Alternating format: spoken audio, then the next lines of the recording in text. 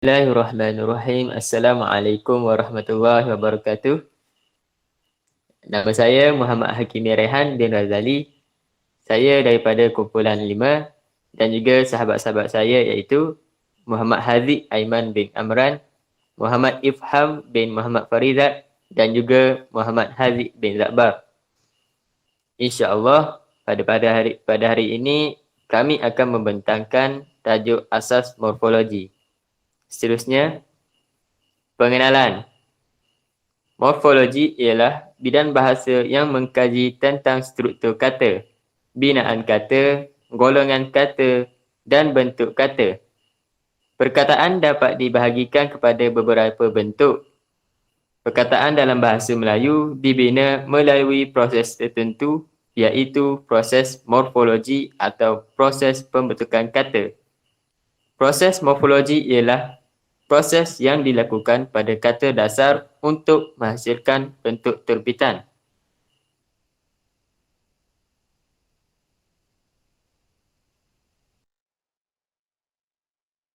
Majmuk dan kata akronim. Berikut ialah rujukan yang kami rujuk untuk mencari maklumat tentang asas morfologi ini. Baiklah, seterusnya saya akan serahkan kepada Haziq. Terima kasih kepada Hakimi. Seterusnya saya akan membentang maksud kata. Kata merupakan unit tata bahasa yang dapat dibahagikan beberapa bentuk sama ada bersifat tunggal atau proses pengimbuhan, proses pemajmukan dan proses penggandaan. Contoh bersifat tunggal ialah bas, hidup dan mereka, manakala proses pengimbuhan pula ialah meninggal dan meninggalkan, pemajmukan iaitu putih telur dan rumah gangsa, dan penggandaan pula ialah rama-rama dan kanak-kanak. Bentuk kata ini terbahagi kepada 4 iaitu kata terbitan, kata tunggal, kata majmuk dan kata akronim iaitu kata tunggal. Seterusnya saya akan serahkan kepada Ifham. Baiklah, terima kasih kepada saudara Aziz Aiman dan saudara Hakimi kerana membentangkan sedikit tentang pengenalan asas morfologi dan juga tentang masuk kata. Hari ini saya akan kongsikan sedikit tentang beza antara kata tunggal dan kata terbitan. Seperti yang kita dapat lihat, terdapat 2 perbezaan dan 1 contoh. Yang pertama dari segi kata tunggal ialah bentuk kata yang terdiri daripada hanya 1 bentuk dasar. Yang seterusnya iaitu kata terbitan, bentuk kata terdiri daripada kata dasar yang mengalami proses pengimbuhan. Seterusnya iaitu kata tunggal, tidak menerima apa-apa bentuk imbuhan dan kata dasar lain. Manakala dari segi kata terbitan pula menerima imbuhan baik awalan, sisipan, akhiran atau apitan. Seperti kita lihat ada contoh-contohnya dari segi kata tunggal dan kata terbitan. Terdapat 4 iaitu kata tunggal suku kata, 1 suku kata, kata tunggal 2 suku kata, kata tunggal 3 suku kata dan sekali kata tunggal 4 suku kata atau lebih. Seterusnya ialah kata terbitan. Terdapat 4. Yang pertama ialah terbitan berawalan, terbitan berakhiran, terbitan berapitan dan sekali terbitan bersisipan. Okey, saya akan bagi sedikit contoh tentang kata terbitan awalan. Yang pertama ialah kata terbitan berawalan bermaksud ada imbuhan di awal ayat seperti pe, pem, pen, pe dan selainnya. Manakala kata terbitan berapitan pula mempunyai imbuhan di awalan dan juga di akhiran. Seperti pe di bahagian hadapan dan akhirannya ialah an. Pe, an, pen, an, ke, an dan lain-lain. Seterusnya ialah kata terbitan berakhiran iaitu terdapat imbuhan di akhir ayat seperti an, ad, in, man dan selainnya. Dan akhir sekali ialah kata terbitan bersisipan iaitu di tengah iaitu seperti el, in. Seterusnya saya akan bagi kepada Haziq untuk menerangkan lebih lanjut. Terima kasih kepada saudara Ifham atas pembentangan sebentar tadi. Dan seterusnya kita akan pergi kepada kata imbuhan.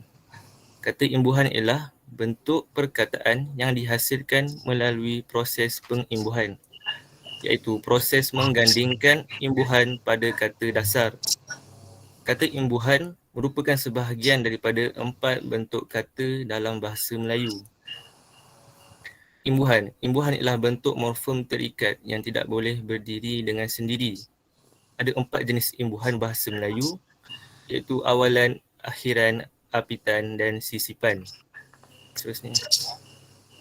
Kata terbitan berawalan. Mengikut tata bahasa asas edisi kedua, awalan ialah imbuhan yang diletakkan di awalan kata dasar. Awalan yang mengalami perubahan bentuk ialah seperti berikut. Men, contohnya me, mem, men, meng, men dan menge. Bagi pen, contohnya ialah pem, pe, pen, peng, penye dan penge. Untuk ber pula ialah ber, be dan bel.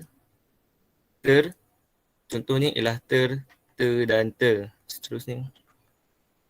Berikut merupakan jenis-jenis awalan dalam bahasa Melayu mengikut tata bahasa Dewan Edisi ketiga. Jenis yang pertama ialah awalan kata nama. Contohnya ialah pe, pelari. Pen, contohnya ialah pendatang. Jenis yang kedua ialah awalan kata kerja. Contohnya me, melawan, berjalan. Jenis yang ketiga ialah awalan kata adjektif. Contohnya terbesar, terendah. Seterusnya kita akan pergi kepada kata terbitan berakhiran. Akhiran ialah imbuhan yang diletakkan di akhir kata dasar. Mengikut tata bahasa Dewan Edisi ketiga, akhiran bahasa Melayu hanya dapat wujud dalam kata nama terbitan dan kata kerja terbitan sahaja. Berikut merupakan jenis-jenis dan contoh akhiran dalam bahasa Melayu mengikut tata bahasa Dewan Edisi ketiga. Yang pertama ialah akhiran kata nama. Contohnya an, tujuan, wan. Contohnya ialah karyawan. Jenis yang kedua ialah akhiran kata kerja. Contohnya kan, buatkan, ai, baiki. Kata terbitan berapitan. Kata terbitan berapitan dikenali sebagai imbuhan terbahagi. Apitan hadir secara serentak bagi mengapit kata dasar, yakni satu sebelum dan satu selepas. Berikut merupakan jenis-jenis dan contoh-contoh apitan dalam bahasa Melayu. Jenis yang pertama ialah apitan kata nama. Contohnya pe sebagai awalan dan an sebagai akhiran. Contohnya ialah pelantikan. Yang kedua ialah ke sebagai awalan, an sebagai akhiran, kedudukan. Jenis yang kedua ialah apitan kata kerja. Contohnya mem sebagai awalan, kan sebagai akhiran, memberikan. Dan yang kedua ialah meng sebagai awalan, kan dan kan sebagai akhiran. Contohnya ialah mengelakkan. Jenis yang ketiga ialah apitan kata adjektif. Contohnya ke awalan, an akhiran, kebaratan. Kata terbitan bersisipan. Mengikut tata bahasa asas edisi kedua, sisipan merupakan sejenis imbuhan yang ditambah atau disisipkan dalam kata dasar. Imbuhan yang dimasukkan di celahan kata dasar. Kata terbitan baharu tidak lagi dibentuk dengan sisipan. Dalam bahasa Melayu ada beberapa sisipan iaitu dan in. Seterusnya kita akan pergi kepada jenis beserta contoh sisipan dalam bahasa Melayu. Yang pertama ialah sisipan kata nama. Contohnya telunjuk, serabut. Jenis yang kedua ialah sisipan kata adjektif. Contoh gemilang, sinambung. Yang ketiga ialah sisipan kata kerja. Contoh jelajah. Itu sahaja daripada kami, kumpulan 5. Sekian, terima kasih.